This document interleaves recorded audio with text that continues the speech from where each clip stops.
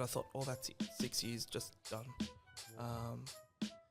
Yeah. That would have been shocking. Yeah, it was.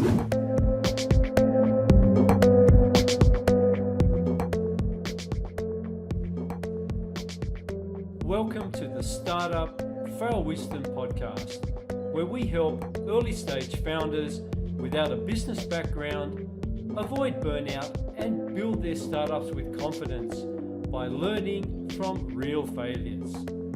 In this episode, you'll discover how to build a strong brand identity that resonates with your market, key cybersecurity tips to protect your startup from threats, and why delegating tasks effectively is essential for scaling your business.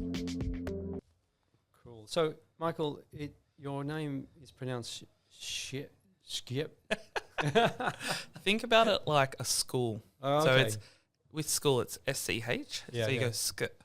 So it's Skepis. That's how we pronounce it. Yeah. Okay. Michael Skepis. Yeah. Okay. I'm terrible with names. Mind you, I get Schweppes and Schweppes and Schepsis and all sorts. So. Well, you do have your gravity drink, so is that Schwebevescence? Well, I think that's the funny thing about what I've gotten into, because what I've got into with branding and identity is something that I've always had a problem with as a kid. Right. You know, like people would be like Schepes, Schwepses, you know, and I'd always have to correct them. And then it's kind of funny that I've gone down that aisle of branding and identity. Interesting. Maybe it came from that. Maybe. You never knows. Yeah, there's all sorts of stuff. Yeah. Well, welcome to the Fail Wisdom podcast. Yep. Michael Skepsis. Yeah, that's fine. Okay.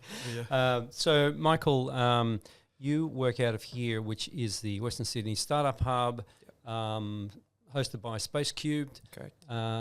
And you've been here for a while, and you've currently got a business, right? It's been running for like 13 years or more? Yeah, so Handle Branding's actually been running for just over 9 years now. And that is a graphic design and branding business.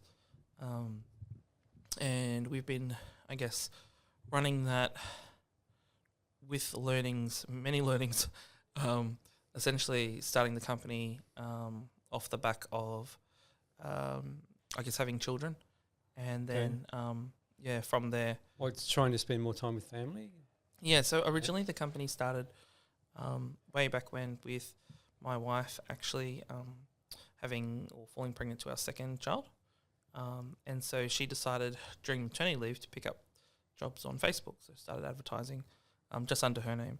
And then originally, as she bought in the work, having children, she didn't have the time to do the work. So she would then essentially, delegate that work to myself. So is she also a designer? Graphic designer, yeah. Okay. And Georgina's a graphic designer by trade and was a graphic designer at IKEA, working on big projects, rebuilds, visual communication and what have you, yeah. Okay, so when I'm got my IKEA and I'm unpacking it, and it's just me anyway, can't figure it out.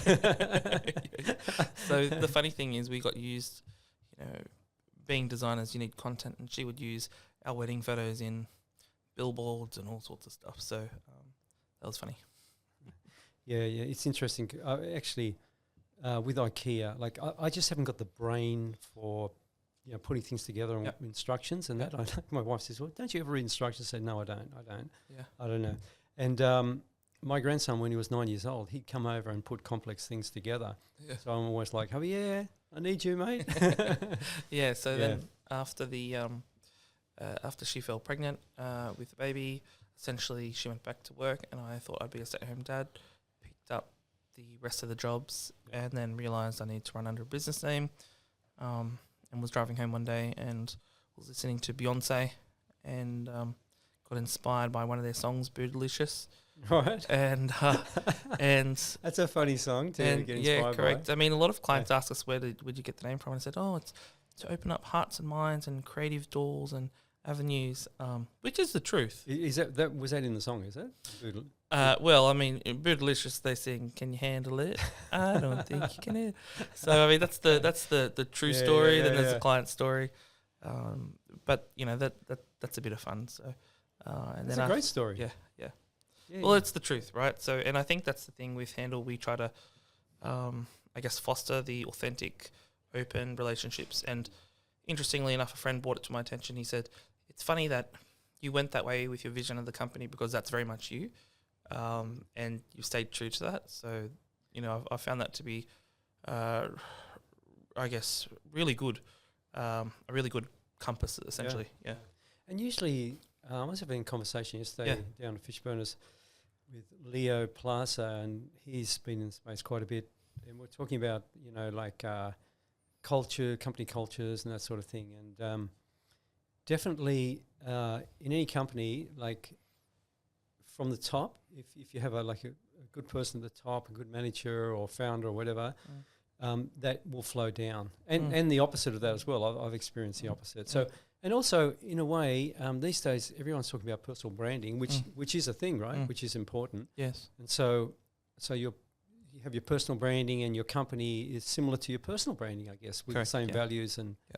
And that's the funny thing with Handle is, I've always thought Handle has been an opportunity maker. So essentially, we have a lot of companies that come to us with their problems, wanting to start up, and essentially we work with many different industries and groups, and essentially from government, not-for-profits, startup techs and what have you. So we see a lot of different things. We know what's going on. We're doing work with schools and airports and hospitals and all that kind of stuff. And so what's interesting is seeing the diverse range of things that are happening in the world, and then wanting to do more. So whilst we're building people's businesses, there's a part of me, the entrepreneur in me, that goes, I want to build my own. I want to build my own things.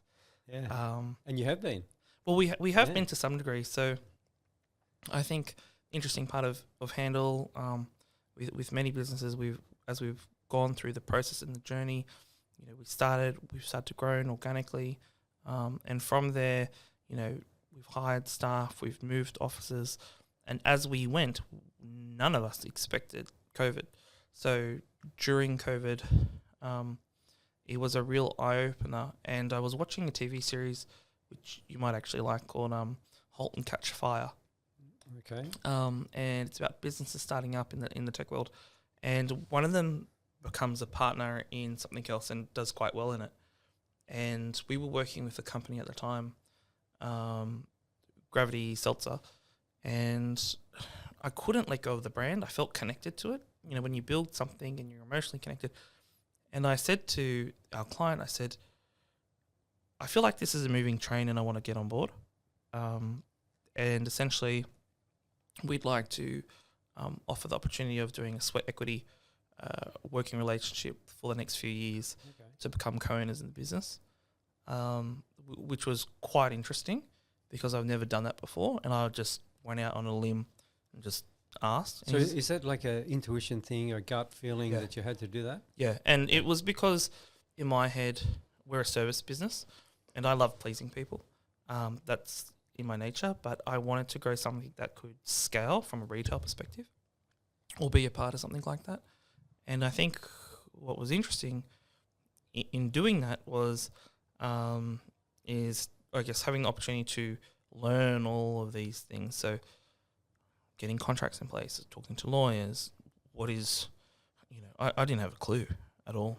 I mean, I went straight from being a designer into a business owner for a few years, and then just now actually trying to work out what an MVP is and all that kind of stuff. Because we're used to building companies. I don't have to think about what that is. We just do it. Yeah. That's really interesting you say that, because I'm the same. I didn't really have a business background as well. And that's really one of the big reasons why I'm doing this podcast. Because thinking back when I was the early years of the startup, didn't know anything either. Didn't even know what MVP, VC. I don't know. Didn't even know what a startup was. At first someone said, you're a startup. And I'm like, oh, what's that? Right? It's like 2017. And so, and I've talked to some really high profile people in different fields, even a doctor, a lawyer, all sorts of people, and said, oh, Paul, it's just like starting from the beginning again, right? And so I always think that people with a business background have an advantage, business sales, that sort of thing. And so, it's really interesting. And I think that's why there are a lot of, people that don't succeed, failures, because they don't really understand the business side of things, and like I was completely guilty of that. I had no idea. And so yeah, it's interesting, and a lot of creatives, particularly, right? Because I was in the film area as well. Correct. For me, that stuff is like, a bit boring. If I talk to my accountant, it's like, oh goodness me, I probably won't even understand him anyway. I start talking about figures and this and that. I'm like, oh good, can I do something else? So it's been a great journey because being business builders in branding, we build up brands in a day or two, right? Websites up in a week, whatever it may be. Yeah. So we're used to building businesses, but being a part of the back end and watching a product from concept to creation. So yes, we did the renders, we did all that kind of stuff, but eventually that's got to turn into a drink. It's got a flavor, it's got taste, it's got to move. The product's got to sell across stores, and the company's been doing really well. It's been really interesting. Working with that sweat equity agreement, we worked for the first year for percentage of the business and received a certain amount of shares. That was great, learning all of that. Yeah. And as we did that, I then started to think, this is good. Should I continue doing it? Possibly. Should I do it with other companies? And just because one has done well doesn't always mean the others do. So we got offered a couple of other opportunities, and then I thought, you got lucky with the first. Gravity is a national drink now across Australia. Okay. We're sold over in a core stadium. Ed Sheeran, they sold 20,000 cans in a night or something. Right. So it's doing really well. Yep. But admittingly, I got lucky. And then actually we got dealt with a bit of a blow. I guess around during COVID or right after COVID. Mm-hmm. We actually got, just before the Optus hack, we got hit with a ransomware attack. Oh, really? Wow. And that locked us up completely, everything just got locked up. So we got, essentially what happened is during COVID, a lot of people were working from home. And so they put their access and all that kind of stuff on. And we did that, and we worked from home, and it was good. And then we went back to the office. And I didn't think about changing my security settings.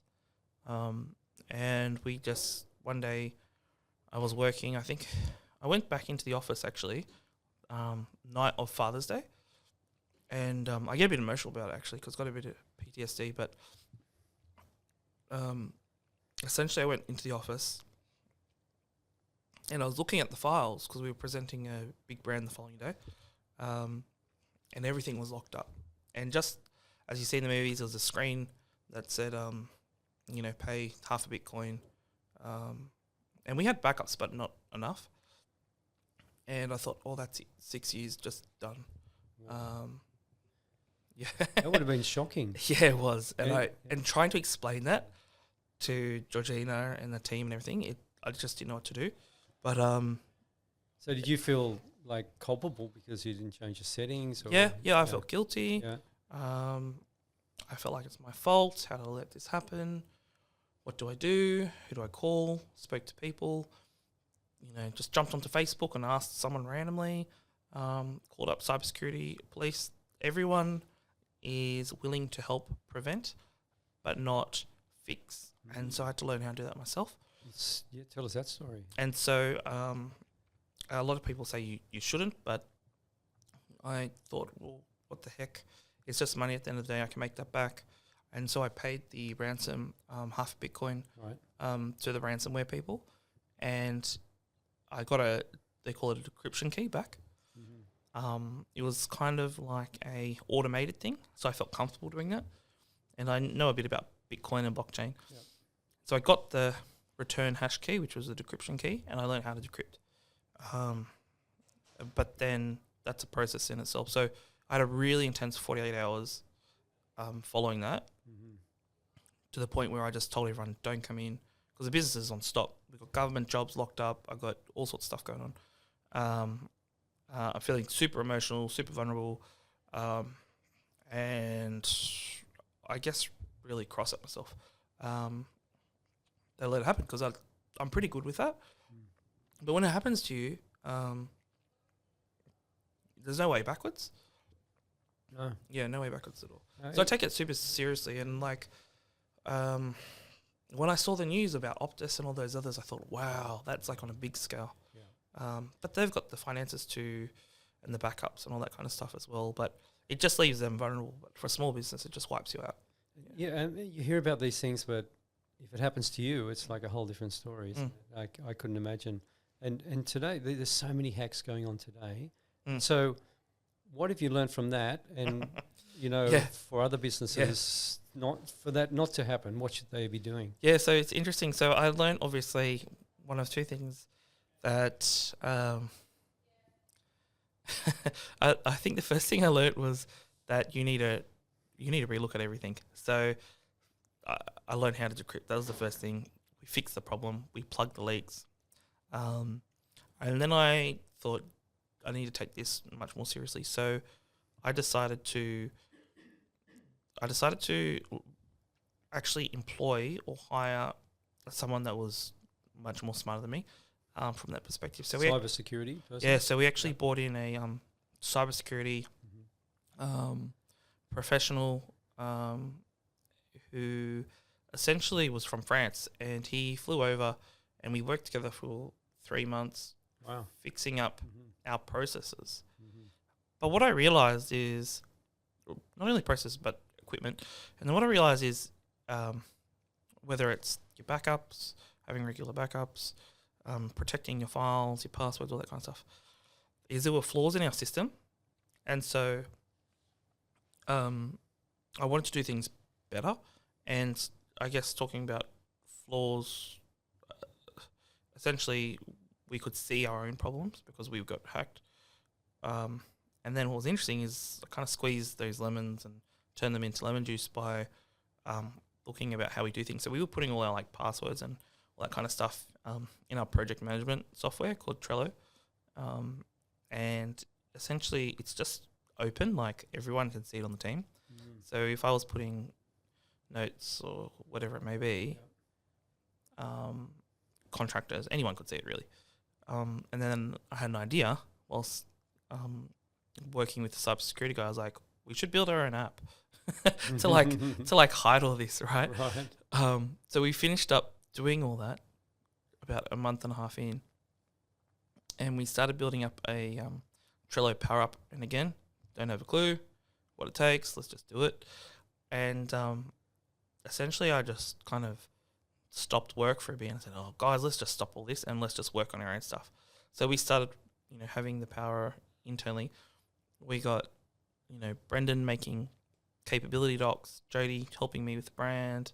These are all your team. Yeah, I had Floor and me working on the app itself. And we just did a sprint for like a month and a half. And we built an app, which was really cool. And then it's pretty good, a month and a half to build an app. Yeah, and we did it ourselves. Right. For ourselves. Until I thought, this is pretty good. We could also put this on a store. Right. Interesting. So, we put it on a store. Yeah. So your market validation was really like a problem that you had, that you suffered firsthand, and was pretty shocking. And so, like you said, squeeze a lemon, and that's the juice coming out of that. Yeah. So. And the interesting thing is, within 3 months, we've had 600 people sign up. Yeah, I saw that on LinkedIn. Yeah, we have, or actually brilliant. More now. Yeah. We've got paying customers. Yep. But I guess as a response to what had happened to me, I wanted to offer this for free to people because essentially privacy, or that sense of security, shouldn't be, it should be open to everyone. Yeah. And it's something that I felt like the original company kind of dropped the ball on, so we wanted to build that out. So we offer it as a freemium, essentially. And so as a freemium, and then people can pay if they want. Correct. Yeah. So if they want to use it on multiple boards, or they want to use it for attachments or files or things like that, that's when they start paying, because it costs us money on the servers. Yeah, on the Amazon web. Yeah, we're running it all on Google Cloud in Australia, America, and Europe. Okay. We've got it in 3 locations. Yep. It auto scales. I've learned a lot between now and then. So you said you did in-house. So do you have an actual app developer in-house? Yeah, so off the back of the work we were doing with the security originally for Handle, we actually started to code it ourselves just through learning. So essentially using the knowledge of the cybersecurity guy to build out the app, so the dev kind of stuff. The other side is like you can build something, a piece of code, but you need to make it marketable. So then we also started building an identity, a website. And that's your speciality, correct. isn't it? Yeah, a document around this to explain what we want to do. Because to get it onto a marketplace, you have to go through a rigorous process. We actually expected to be knocked back a few times and have months of back and forth. Right. They said, you guys are one of the best, pretty much. It's perfect. We just have one change. Right. So that's brilliant. Yeah. For the first time you've done an app, I mean, you've got all the other experience. Yeah. And it came across very professional because that it's what we do every single day. We just put it into practice for ourselves. Yeah. So any tips for early stage founders that may not be branding people? They've got very little funds, if they're building an app. Well, the thing, so it's interesting because whilst a lot of people think, oh, you must be really excited, you're doing it so well, we don't have a clue. I've never built anything that is subscription based. Even the other day I was talking to someone and I said to them, oh, I'm getting the German government requests tax. And they said, well, why are you charging tax in Germany? And I said, oh, I didn't know I didn't have to. So I think the thing is, there's a sense, a lot of people when starting up a business have a sense of anxiety or insecurities of not knowing. You don't need to know. You just, I think if it feels right, then you should do it. Of course, do your research, but just see how far you go. I'm a big believer in getting it up, I guess, rough and dirty, and then refining it. Look, totally. Yeah. So minimal MVP, like minimal viable product, but actually minimal, not like mine that was 4 years and 700,000 MVP. Yeah. No, like, I mean, like we bootstrapped Hardy Notes. Gravity was a different story. They went for investments and what have you. But with Hardy Notes, being a tech startup. So Hardy Notes is the app that sits in Trello and helps people with their security. Yeah, correct. Okay. Yeah. So with Hardy Notes, essentially, the app itself bootstrapped, didn't have a clue, and I guess the learnings or what I'd suggest for people starting is one of two things. Branding is important, so a good name. There are a lot of people with great ideas and terrible names, so if you can find a great name. And what is a good name? Because like there's so many names out there. So is it something that reflects exactly what the product is, or is it something creative? Like, you know what I mean? Well, I guess this goes back to what we were saying originally, 360, right? So don't start it with something people can't pronounce, like Skepus or Shepus, right? So try to pick something that's a little bit catchy. Try to essentially say what you do, right, or what it is in the name. Correct. So, for example, Heidi, it's hidden. Notes, right? Okay. Handle, branding. We handle the branding. I found that to be really good. Obviously, from there you can shorten it and if that opportunity is there, like Heidi, people just refer to it as Heidi, and that builds a personality within a brand. Yeah. What do you think of fail wisdom? One word. So again, going back to what we were saying, so people who have failed and the learnings that have come from that. So I think in relation to your naming, it is what it says, and it's again, like learning through my failures and other people's failures. It's wisdom that we're all learning from. It's interesting because I wanted fail in the title. Since I started. And I started with something else different because, long story, but some of my founder friends were saying, oh, we're not coming on your podcast. I was actually going to call it the Failed Startup Startup Founders Podcast. They said, we're not coming on your podcast if you call it that, right? Yeah. And then I came up with another name, like the first 10 episodes, and I was never happy. And then I was searching again, fail wisdom, and like intuition. It's like that, just like that's it. And I just knew it was right. And it's about what resonates with you. Yeah. So, for example, yes, while the name Handle came from Bootylicious, it meant something deeper to me, which was being open. And so, it's got to mean something to you inside. Yeah. When you say handle, for some reason that classic line from Jack Nicholson, you can't handle the truth. So your tagline could be, we can handle the truth. Well, the pretty funny... daggy. No. We get that a lot. We get a lot of people say, can you handle this? The handlers. And you know what? It's funny because you're onto a good day when they don't let it go. Like, they don't let it up at all. Like, okay, I heard that one before. So, but look, that's good. Yeah. Like, They remember it, right? Correct. Yeah. And it becomes a bit of an earworm. And I think A what? an earworm. So something that you Oh, can't. earworm. Yeah, I thought correct. you said earworm. Sorry, Okay. no, an earworm. So yeah. something that that's kind of stuck in your head. All right. Whether it's a tune or Yeah, I always have those things in my Yeah. head. One tune or another. Or Yeah. So I think like through the learnings of hiding notes, like being hacked, all that, like you could tell like I was getting emotional, but essentially like it's tough when you go through the falls and the failures. Like there's been other failures as business owners, like bad clients and all that kind of stuff, debts and people not paying and all that kind of stuff. But I think one of the things that stood out to me about that moment is going from like 100 to like nothing overnight, like just decimating company, not having any control of your hard drives or your hardware or your software or all your IP that you've put in. So all those hours that we've worked on jobs were just like locked up. It's pretty shocking. Yeah. I would have probably done the same thing as you. Yeah. But a lot of people say, no, you never pay them, you never pay. But Yeah. what's the alternative? Well, the thing is, you should never pay them because they will just keep asking more, and you're essentially getting scammed twice over. That happened to you? No, it didn't. Mm-hmm. It didn't, but from what I read, it could happen. So, from my perspective, like I was already all in our company. So for me, it was just a matter of just having a crack, because like once you're in that kind of corner, when you're cornered, essentially, like you'll do anything to get out of that. So that's what they prey on. Yeah. So when exactly was this? So that was dating back, I don't know, maybe 3 to 4 years ago now. Okay. Yeah. So, yeah, because with the Bitcoin, like from month to month, it could be double, triple, or down, or just to explain, like I'm not like a filthy rich person, but I was also mining Bitcoin myself. All right. So during COVID, I got bored, and I learned that China had banned Bitcoin.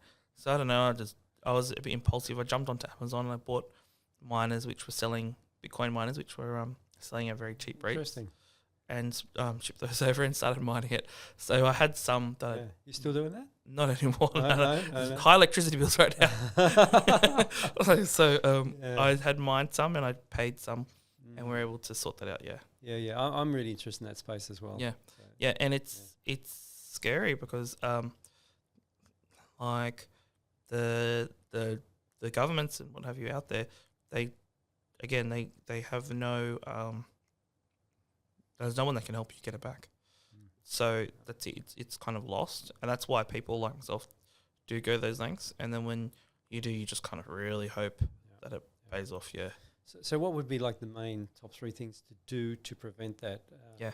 What would you say? Yeah. So I think the first main 3 things was if you're running a business and it's online and you're using other providers' services, for example, one of 2 things. You want to check their duty of care and responsibility on backups.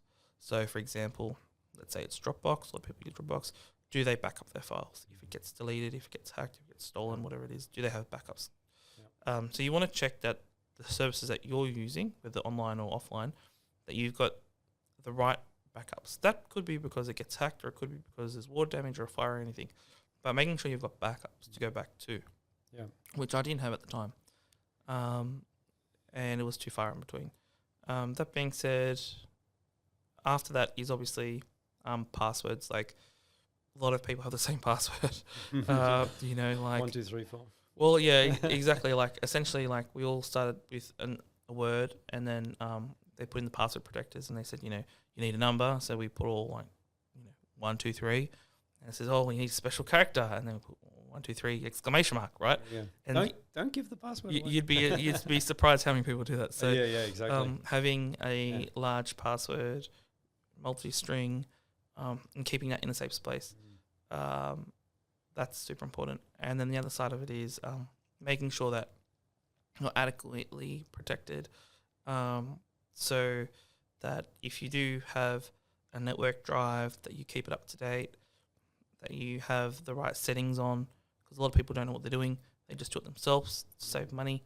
A little bit of investment at the start can save you thousands later. Yeah, it's interesting. And what about those password apps, like Bitwarden and a few others? Like I use that. Yeah. I was using another one that was actually hacked. Yeah. So that's scary, because if you've got all your passwords there and they hack it, they can get into everything. Correct. Yeah, and I think that's the importance of also having, like, say, 2FA. So a lot of, I didn't mention that earlier, but having two-factor authentication on is like a must, because even if they get the password, they may not have access to your phone. Try to have a 2FA attached to your phone, or an authenticator, and then you should be good. Yeah. I mean, in the crypto space, everything's like Google Authenticator and everything's like that. Yeah, I mean, so many hacks. Yeah, and it's totally worth it, because at the end of the day, it might be an extra step in the process, but like it is protecting you. That's the whole point of it. So that extra protection, personally, from a business, it can really, again, save you. Yeah, there's some really good tips. Yeah. You saying before that sometimes you had some issues with clients not paying, which is not very nice at all. And there's this, when you're starting in a startup, because obviously this podcast is directed towards early stage startup founders, entrepreneurs. And so, like, even if you're looking for investors or customers, whatever, it's like, I got a customer, like, fantastic. I've got this investor, and just like, look, I'll take it, whatever. You know what I mean? Yeah. That can be a mistake, right? Yeah, it can be. And I think it's good that you mentioned this, actually, because I kind of brushed over it earlier, but I guess as a service business, we get very excited to please people. So we're like, what kind of colours do you like? And so we also kind of brush off on the financial side. With any business, I guess the most important thing, again, going back to security, is to remove risk, right? To remove risk from any aspect, and to essentially also add clarity. So as a business owner, right, adding clarity to your clients. Now, let's say you're a startup or you're a business owner and you're agreeing on a price. The first thing you should do is add clarity to the agreement and essentially let them know that, I guess, to remove the risk, as being a business owner, that you might start charging a deposit or an investment or a certain amount to start. And I guess with particularly design, people want to come back multiple times, change this, change it. So you'd have to have something in place after a certain amount of time. Correct. So I guess also, going back to that removing of risk is, scheduled or, partial payments throughout the process. So that way you're getting paid. And then having, I guess, terms or conditions or contractual agreements that state, what's actually in scope, what's out of scope. That way you can protect yourself.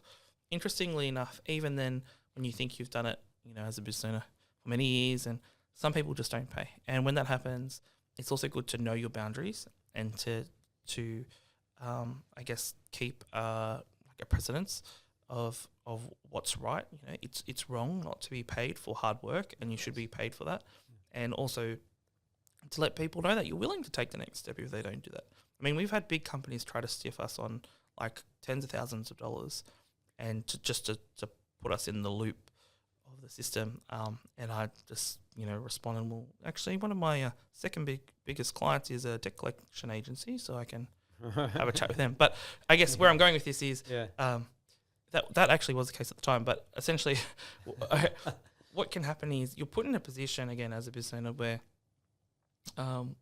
you have to make decisions based off, I guess, who you are. And some people don't like to talk about money, but it's really important to know your worth and to make sure that not only are you getting paid for the work, but you're getting paid on time.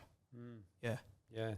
Some people have 90 days sort of thing, and that can be hard for a business. It can be really hard for a business, and that's why what was interesting is, I didn't know this, and I might just share it, is that when someone pays you, right, you can actually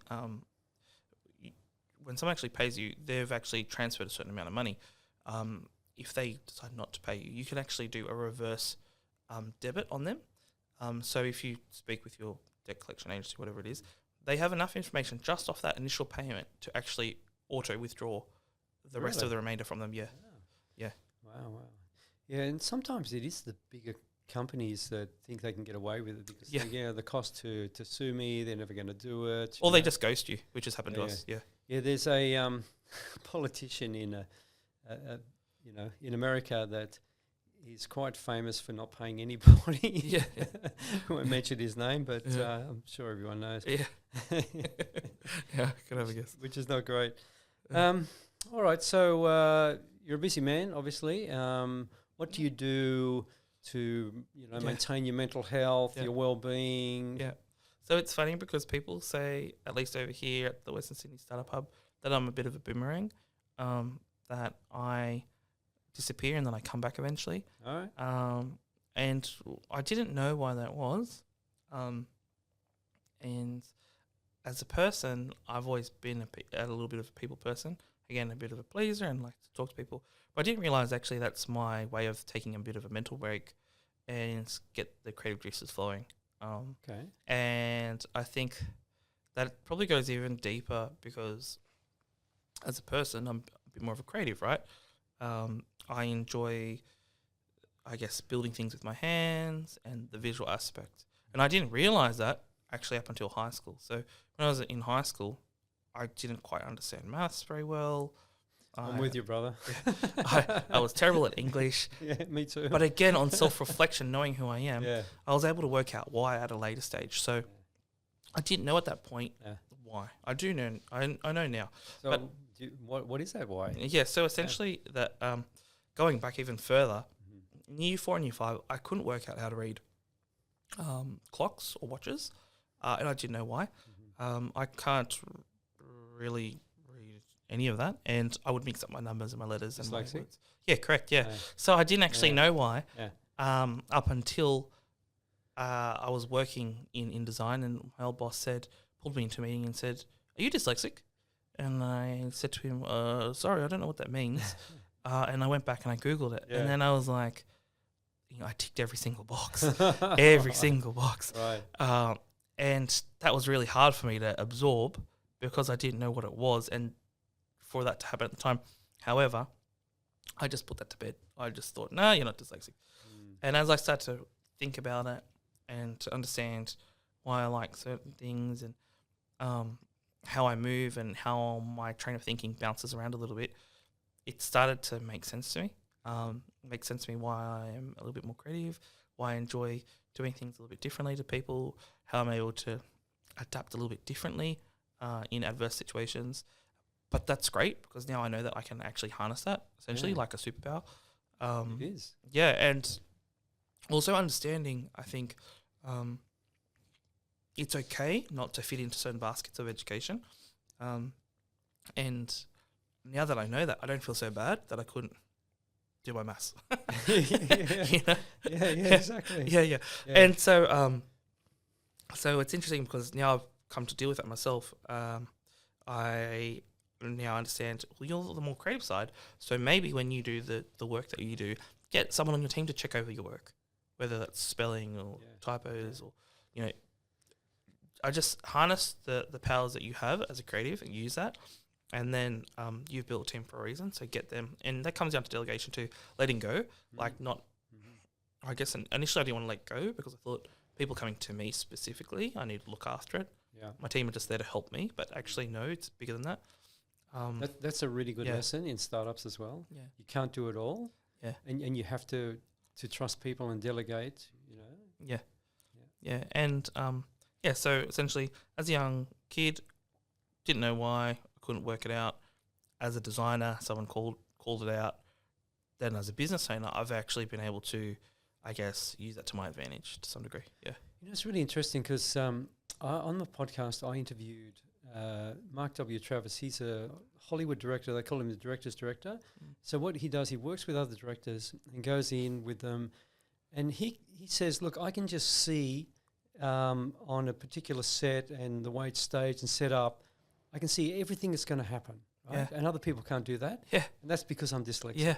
You know? Yeah. Same thing. So yeah, and I see the things before, like sometimes I can't get it out, and I just say to the team, "Oh, just let me do it," because I can see it faster than I can spit it out, write it, or even communicate it.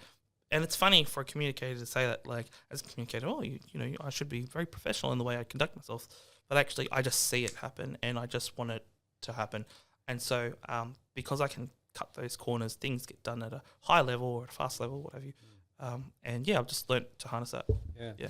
And so, you know, as a founder or a business owner, you should be doing the things that you're good at, that you enjoy, and then if you can delegate. I mean, look, yesterday day before I was another interview, and they were saying definition of a startup founder is an octopus with tentacles in, you know, 8 different tentacles doing different things at the same time, you know. Yeah. But eventually you've got to start delegating. Yeah. Well, that's really interesting. So that is a superpower. Yeah, and I think knowing that as well is really important, because as a business owner, I'm able to go, okay, well, you shouldn't be playing with the finances, right? So, you know, I can't even read a watch, let alone work out GSTs. My first job, I quoted the client the inclusive amount of a GST, and I got my numbers mixed up, essentially, on a print job, and essentially I ended up losing money and paying the supplier more than I was charging the client, because I couldn't work out those numbers. And so not good. So he learned the hard way, right? But so it was like, that's not a good start. However, that being said, my partner Georgina, on the other hand, is extremely good with numbers. Perfect. And so this is the whole black and white brains. This is where she balances the business. And this is where, as a business owner, having a co-founder, essentially, it helps. I mean, myself and Georgina have been together since we were teenagers, so we've grown together. We're high school sweethearts. So that's your wife? And that's my wife and my business owner, which is pretty rare. Yeah. And we've been together 18 years. We met when we were 17. Wow. And so we're essentially bound in a greater sense. Yeah. And she knows, and we pick up on each other's weaknesses, and we help each other out. And you know, she knows that I'm not fantastic with that. So essentially, her role in the business is business management, the accounts, the finances, and even she has learnt to delegate that with a bookkeeper and an accountant, and to run that like a real business should. Yeah, absolutely. Yeah. And in my startup as well, like, I was more the creative, and I'm hopeless at all the maths and accounting and all that. And my co-founder Diane was really good at that stuff, so she organised all the books, finances. Yeah. When I had my video production company before the startup, I wouldn't even look at the bank account. I'd go to pay something, and it's like, oh, it doesn't work. Okay, I'm going to top up the account. I have a box of like 1 million receipts and give it to the accountant. Yeah, and it's really hard, like, being a creative, because, like, even from that perspective, as the creative people want to come to me for new work. So now I'm sales, right? So I'm playing creative and sales. And so only the last financial year, the accountants and Georgina sat down and go, you need to have a sales budget, and you need to make it, because at the end of the day, we were just winging it for like the last 8 years. And so I know exactly how much I'm meant to bring in, and I pretty much hit that target now every single time, which is great. But then people are like, well, that's just your target. You can go higher than that. So now it's a matter of going, wow, okay, like, you're worth it. You can go more than that. But also knowing your numbers, even though I should be playing with my numbers, knowing them and working towards that, Awesome. And so you've been doing sales for the last year, you were saying? Yeah. Not before that? Not proactively. Okay. Yeah. And any lessons you've learned with that? Because that is like the top, really, one of the top things. So if you can't sell, you might have the best product or whatever it is. If you can't sell it, it's just useless. And that's what we found. So what I've really come to understand is people. And people really, in a nice way, buy into passion. So they jump on the passion train. When you're passionate about your work and the things that you do, they just want to work with you. Right. They don't really think about the price or what have you. I mean, it's also good if you do good work, but essentially they just want to work with you, right? And so I didn't realize that until I guess midway through the business, where I was so passionate about my work, people were just like, "We just want to work with you. Like we don't have jobs for you, but we just want to work with you." And so, because of that passion, I think I realized that through that I would have been able to sell. But I think from the sales perspective, not knowing, like I was just winging it, right? And that worked for us because like we were good at our work and people just came to us. But also managing that reputation is really important. So I'm very proactive on social, with what's being said about us online, with our work that's being shown online, because essentially my thinking is that before people say anything really, you have the opportunity to essentially tailor what's out there about yourself, so you can steer the conversation, right? So it makes sense. It's good advice. So what's next for Michael? So I think what's next for Handle is just to stay the course, because a lot of businesses actually don't make it till 10 years. Someone told me recently. Apparently like 80% or 90% drop out. We're on to our 9th year now. Wow. So we're really excited to hit our 10 years. And not only are we excited to hit our 10 years, but we're excited to hit our 10 years growing. We've been able to continuously work through things like COVID, through pandemics, through being hacked, through new business ventures. Seen it all, eh? Yeah, well, I mean, like starting as a designer wasn't easy. And so we're giving those opportunities to people now. We've got young juniors that are starting with us, and we're trying to keep them on as much as we can, even in this like terrible economy.